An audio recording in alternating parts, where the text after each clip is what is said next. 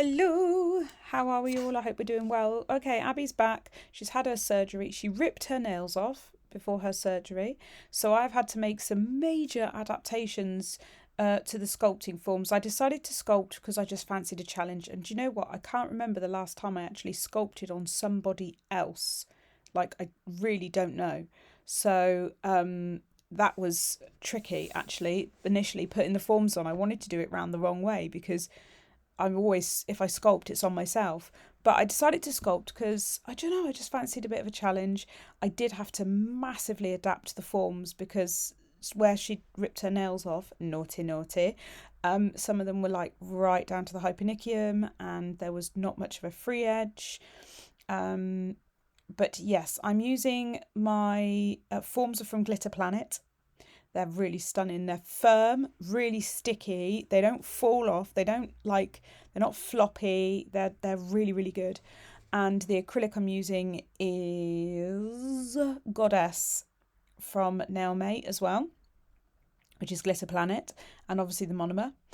The brush I'm using is Knackered. It's really old. I've had this brush, I want to say, about 4 years. It's from TNBL. And it is done in now. I'm noticing it more and more when I use it. Like bristles are separating. I clean it, I go through it, but it's just starting to feel worn. So I will get myself a new brush this month because it just makes your job harder if you don't have the right equipment. Now, I appreciate this nail is slightly out of shot, so I'm going to show you part of it, but not all of it because, well, it's out of shot. But basically, I am placing the acrylic, and as you can see, I'm using the tippy tap tap of the tip of the brush bristles. That was a mouthful. To press that acrylic into the cuticle area. Not touching, just in front of. And then I use the belly of the brush to like drag the bead down, press it and pat it down. Now I was using quite large beads for the size of this brush. So they were drying up a little bit quick. But you know, it was warm. I had the heating on. So some of these, when I took the forms off, I was like, Jesus, what have I created? It's like a Franken nail. But it's nothing that a file can't fix, my loves. Nothing that a file can't fix. Nothing's ever that bad. You've got a nail file, you're good to go. All right? So it doesn't really matter. But as I went on and I sculpted a few more, I became better at it again. It's just so weird. I could sculpt on myself easy peasy. But on someone else, because it's been so long since I've done it, it just felt really peculiar. So I've got a form. I'm just showing you me fitting this form because I managed to get a good camera angle on it. And this one didn't need adapting quite as much, as you can see. And then I'm just going in with a little bit of primer. Wait for that to dry and then in with a bead of acrylic. So I am using quite large beads. They're not necessarily going to be one beaders, but I could have done it in 2 beads really. It probably would have been easier because I end up using 1 bead for the whole thing and then going back in, but it doesn't really matter. Like, as long as you create the nail and it's nice at the end, it doesn't really matter. And also another tip you can do, and it helps with retention as well, is to do a thin clear layer first. Just do a thin clear layer and then you can add your, core colour. Because although this is like a glittery nude, it is a core shade, so I don't need to cap it. And like the reason I did all the nails in this is because we were deciding on a design. Now, technically, I could have done 4 nails in clear and 1 nail in nude. But we were still umming and ahhing over designs. So I just find it easier to do it in nude because then if she comes back and wants it changed, I can just whiz off the gel polish and put another design on top as well. So if you know that you've got the kind of client who wants a soak off and a new set every single time, then it's a little bit easier to use acrylic as part of your design. If not, if you've got somebody who might want a French one week, full cover colour the next, and they don't want a soak off and a new set, then your best bet is to just go over nude acrylic. Unless they really detest the thought of that, then just do clear acrylic and you'd have to paint nude over it. But here's me doing a thumb. Do like a good thumb shot. Initially that form went on terribly, but wiggle, wiggle, get it into position, look at it from all angles, pinch those tabs on the bottom, and it all goes all right in the end. See? All goes all right in the end. She's back at work and has had a nail tragedy, but she said it just happened. She doesn't know how it happened, and it just happened. It could be application error, it could be just plain bad luck, but it just means that we're going to have to do some more this week. So I may well do another design on her this week. And I did have Hannah in as well the other day. We didn't film, but she's coming in 2 weeks for a Valentine's set, so I will film that if I have the time. And this thumb was setting up fast. Like, it was setting up really fast. I obviously didn't have quite enough monomer in my brush, so I had to use right the base of that brush to like pat it out. Short of slapping it, I don't think I could have done any more. But there we go. Another bead blending back. One thing I like about this acrylic system is you don't get any like difficulties if you're blending one bead into another. Like, I have worked with brands in the past and I don't remember the names, and even if I did, I probably would not slag them off, but they just didn't blend very well. Like, you would have shadowing, or maybe it was it could have been my technique. I was a young whippersnapper nail tech, but now, like, this just is like butter. It just melts into the previous, so there's no issue, which is nice because it makes application a lot smoother and filing a lot easier. So obviously we're going for a short almond, and this is pretty much the shortest you'll get a decent almond shape. I saw a post on social media that was like, when people come in and they want an almond or a pointy almond, but they want their nails really, really short, like barely past the hyponychium. And you're like, it's not going to happen, honey. So on this hand, I got all the forms ready first, and you can see they've been quite customised. Like, the tabs have been taken off the underneath and placed where the smile line, or not the smile line, but you know, where it should go against the hyponychium. Because, yeah, damage. So they need to be adapted in order to fit the space that we've got. I mean, not everyone's nails are going to be the same anyway, but these just needed that extra zhuzh. And I was in my flow state now, I would say. I was feeling good and enjoying the application of these. I do enjoy sculpting. I don't know if it really helps with time. It depends. If you've got somebody who's is easy to put forms on them, then you're all right. If you've got somebody who it's difficult to apply forms, or they need a lot of customization, that takes probably just as long as applying tips, cutting tips and shaping tips. But when you've got all that product on and you're sculpting it into the shape you want, I do feel like it's just so much easier to refine every single nail to that client's finger.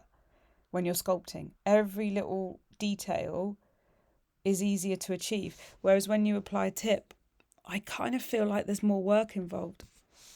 I'd love to know what you prefer, sculpting or tips, or do you not really care? Are you indifferent? Like I said, I don't know if it necessarily saves me time, because what you make up in some areas, you take more time doing in others. But I certainly feel the customization process is easier. And I'm going to push myself to do more sculpting because I actually really enjoy it. Abbie was like, what are you doing? What are these things? What's going on here? But she was all right with it. I've taken off my long pointies now because I used a peel-off base coat. I had them on for a few days. I've taken them off now, and I'm not sure what I'm going to do next on my nails, but I have been on Instagram and seen lots and lots of inspiration. So I'm kind of like, my brain is overflowing with ideas, which is nice. It's nice to be in that situation. As you can see, I'm just adding little bits where it's needed, like constantly checking from the side profile, because you need that apex, you need that strength and structure. So don't be afraid to add more product where it's needed. As you can see on some nails, I do go in with the bead slightly lower down and then do my apex bead next. And that's the more sensible way to do it on a nail of this length, because it's not long, but it's not the shortest. And I've only got a size what brush is mine? 10 or 12, can't remember. 10, I think. So, yeah, it's not like it's picking up enormous beads. And I definitely think, because of Abbie's job, because she does use her hands a lot, she's in a shop, she's opening boxes, whacking it in the till and stuff. I do think next time I'm going to do a clear layer for retention. I just think that just ups the game again, gives you an added layer of protection and strength. But yeah, I'm really happy with how these turned out. And she's been desperate to use the colour, the green colour, Feeling Pine, since we swatched all the Madame Glam gels. And if you haven't seen that, it's on Instagram, it's on TikTok, like the video of all the swatches. I think there was 453 in the end, but I've got more to do. And when we were swatching them, there was this green colour called Feeling Pine, and she hadn't stopped talking about it since before Christmas. She was like, I could pick that colour out. If you put all your greens in a row, I could grab it and I could pick that colour out. And she did. Actually, we had literally every single colour out, and she just leant over and she was like, that's the one. And it was. So we used Feeling Pine for this set, and it's such a beautiful green. I don't really wear green nails. I don't know why, because they're beautiful. Even when she was looking for design inspo, she said, there's not many nice green nail designs. So maybe 2025 we will make green the colour of autumn 2025, and we will, because I think burgundy's the colours at the moment, isn't it? It's all about burgundy. I thought burgundy was the autumn colour for 2024, and now it seems to be the winter colour for 2025. I don't know. I do not know. I don't really understand. But I do like a burgundy. But now I also like a dark green. That little nick on her nail is from work, not from me. So I'm not guilty. Can you see my brush look? It's not doing well. I've been saying that for probably about a year, that I'm going to get a new brush and that my brush isn't looking very good. But it was being a bit of a pain, starting to separate. And I have tried cleaning it and soaking it, but I just think it's a bit old now, isn't it? It's built up in there. We're nearly finished with the application process. I did not file on camera, so I went off and did my filing and then came back. Otherwise this video would have been about 6,000 years long, because we take a lot of breaks when I'm doing Abbie's nails and get phone calls from the kids.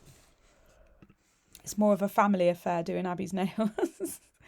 It's not really like you would if you were doing a client's nails, where your time is dedicated to them and it's all very structured. It's more like we'll break off, have a bit of dinner, go to the shop, come back, do a bit more. I'm just building it up, obviously, because we don't want it too thin. So I've got the shape mapped out, and then I'm going in with more product, building up the structure. I really love an almond nail. I used to not be too sure about them. Like, I don't know how long ago, but the more I've done them, the more I like them. But I remember when almond nails started to become popular, I was a bit like, ew, what is that? Ugh. Do you know what nails I do like? I like a Russian almond, and I love a Gothic almond. Now I would wear them. But can I be bothered to do them? I'm not sure. Maybe. Here we go, Feeling Pine. Oh my lord. Such beautiful colour. So obviously the nails are all, what's the word? What am I looking for? What word, guys? Filed. That's the word I'm looking for. And I'm going in with Feeling Pine. We're a little bit out of shot on here, but you get the gist on the pinky. And then, there we go, I've moved her back in a bit now. I'm using my 15mm detailer brush to go around, cap the free edge, and just I can't talk. Oh, the cuticle area and side walls. There we are. Same on this nail. So we're doing, the only nail that isn't going to be a full nail of Feeling Pine is the ring finger. And that's going to have the little freehand design on it, which was so stunning. And my blooming camera, my phone cut out towards the end of doing the freehand design, it said storage full and it couldn't record anymore. What I find strange about that is the storage was not full. It was lying to me. Storage was not full, but could I get it to record? No. So actually, when I was editing this earlier today, I had to get Abbie to send me, I was like, Abbie, send me a video of your nails, please, because I didn't get the finished video, which was really frustrating because these took ages as well. I mean, yeah, I was breaking off a lot, but felt like they took forever. And I did 2 sets in a day, 2 full sets. I did Hannah's nails in the morning, well, yeah, early afternoon, and then Abbie's nails late evening. And I managed it. But I would say that my body was a little bit temperamental with it. And when you, anyone that has like pain, arthritis, chronic pain, whatever, you'll know that like when you're holding it at bay to concentrate on a task and you're kind of not letting it into your mind, it's quite tiring. So although I could physically do the 2 sets of nails, my brain was struggling a little bit because I was tired, because I was uncomfortable and in pain. And the pain was like in my neck, in my head, in my hands, and my hips were sore from sitting down for too long. So it kind of like messes with your head a little bit and your concentration, and that's when you make silly mistakes. Then it ends up taking you longer, and that is why I can't do like full-time clients anymore, because unless they just want a manicure, but I couldn't do extensions. I could do gel manis probably all day long, but I couldn't do extensions because of the amount of work and being in all the funny positions for filing and all that intensive stuff. It sounds silly, doesn't it? Intensive, but it really is when you've got a bad body. It really is intense. So I'm just distracted. Then the kids came back, so I was talking to them. I'm going in with a second coat. So I've cured it, fully cured, and then going in with a second layer of Feeling Pine. Doodly doo doo doo doo doo doodly doodly doo. The only 3 colours you need for this are Feeling Pine. Oh, actually 4 colours.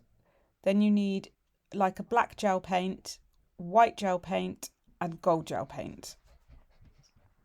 Teddy! Oh my God, the puppy's just come back from a walk with the kids and he is very hyped up. In with the second coat. Please don't squeak the squeaky toy, Teddy. Not right now. Thank you. He's looking at me like, "I what, mummy? I love you." So, yeah, second coat in with there. And now we're getting into the design. So I've done, where did that skip? Okay, that's peculiar. Let's show you on this now, hopefully. That was very peculiar. Basically, I've taken the black gel, the art gel paint, and I'm doing really thin branch. Really, really thin with the very tippy tip of the brush. One at the top and one at the bottom. Like that.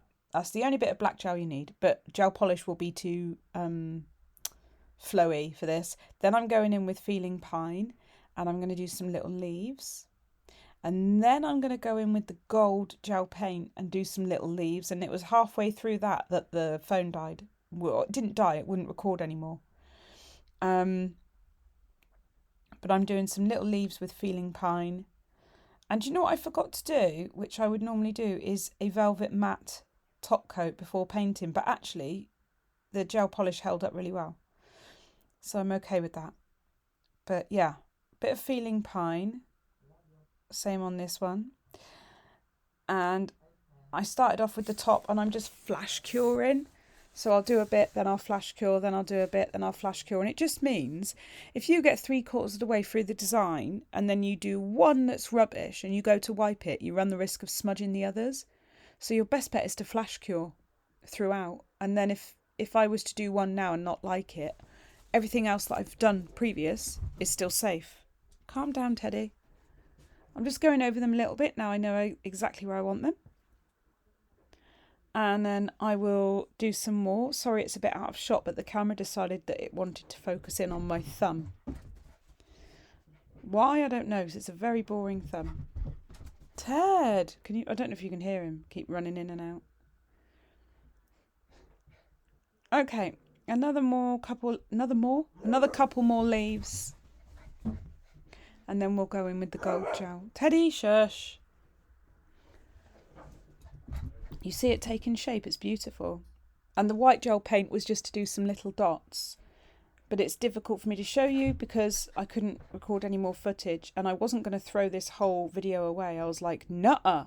No, these took ages and I sculpted for the first time in ages. So I am keeping this video and you'll just have to make up the last bit in your head.